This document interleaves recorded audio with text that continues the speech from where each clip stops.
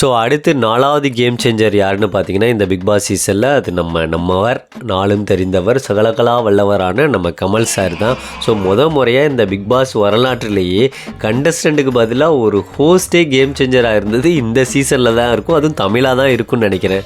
அதாவது ஸோ ஒரு super host இந்த பிக் பாஸ் இந்தியாவில் நடக்கிற பிக் பாஸ்லேயே ஸோ இவர் தான் பெஸ்ட்டு ஹோஸ்ட்டு அப்படின்னு சொல்லிகிட்டு இருந்தவங்கள முதல்ல அவங்கள பார்த்து நீ ஹோஸ்ட் பண்ணியா அப்படின்னு சொல்கிற நிலைமைக்கு ஸோ தான் தலையில் தானே மண்ணவாரி போட்டுக்கிட்ட நம்ம கமல் சார் தான் 4வது இடம். ஸோ அதுக்கு காரணம் எல்லாமே தெரியும். ஸோ ஒரே இனத்தால் அப்படிங்கிற ஒரு போர்வைக்குள்ளே அவர் மாட்டிக்கிட்டதுனால ஸோ மாய வலையில் மாட்டிக்கிட்டு ஸோ ஒரு ஒன் சைடடான ஒரு ஜட்ஜ்மெண்ட்டு அந்த பிரதீப் ரெட் கார்டில் ஸோ இவரே ட்ரிகர் ஆகி இவர் எடுத்தது தான் மெயின் ரீசனே. இவர் வந்துட்டு அந்த இடத்துல ஸோ இவர் டிசிஷன் மேக்கராக இருக்கிறதுக்கு பதிலாக அந்த புள்ளி கேங்கில் ஒரு கண்டஸ்டண்ட்டாக இருந்து பிஹேவ் பண்ணதுனால தான் ஸோ மொத்தமாகவே பேர் டேமேஜ் ஆணுச்சு.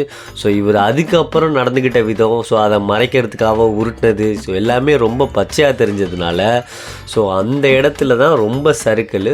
ஸோ இவரோட டிசிஷன் மேக்கிங் தான் இந்த சீசனையே ரொம்ப கேவலமாக மாற்றினதுக்கு ஒரு ஒன் ஆஃப் த ரீசன். இப்படி தான் தலையில் தானே மண்ணவாரி போட்டுக்கிட்டு இனிமேல் நீ ஹோஸ்ட்டே பண்ண வேணாம், வேறு யாராவது ஹோஸ்ட் பண்ணட்டும் அப்படிங்கிற ஒரு லெவலுக்கு கொண்டு வந்த கமல் சார் தான் 4வது இடம். கூட சொன்னா உனக்கு இதெல்லாம் வேணான்னு இப்பெல்லாம் அவன் நினச்சி கூட பார்க்கலண்ணா. ஏதோ ஒரு அவசரத்தில் நடந்துச்சுண்ணா. பேரை கெடுத்துக்கிட்டே ஆண்டவரே.